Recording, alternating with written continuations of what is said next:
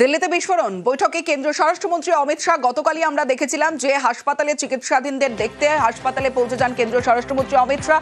তারপরে বৈঠক করেন দিল্লি পুলিশের সঙ্গে এবং বিস্ফোরণ স্থলেও যান কেন্দ্রীয় স্বরাষ্ট্রমন্ত্রী অমিত শাহ। দিল্লিতে বিস্ফোরণ বৈঠকে কেন্দ্রীয় স্বরাষ্ট্রমন্ত্রী অমিত শাহের বাড়িতে বৈঠক। এই মুহূর্তে সেই বৈঠক থেকে কি আপডেট, বৈঠক কি এখনো পর্যন্ত শেষ হয়েছে, সবটাই জানবো। আমার সঙ্গে মৈত্রী ভট্টাচার্য রয়েছে। মৈত্রী, কি আপডেট রয়েছে তোমার কাছে?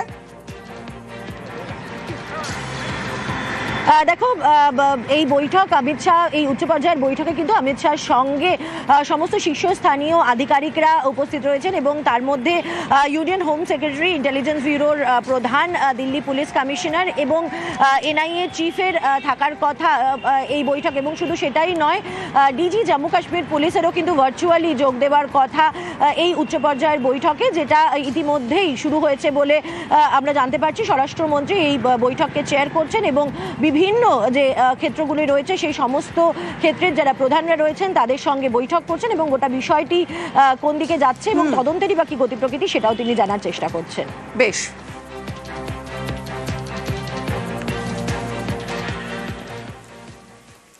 দিল্লিতে বিস্ফোরণ প্রশ্নে নিরাপত্তা, দেশের নিরাপত্তা নিয়ে প্রশ্ন অভিষেকের।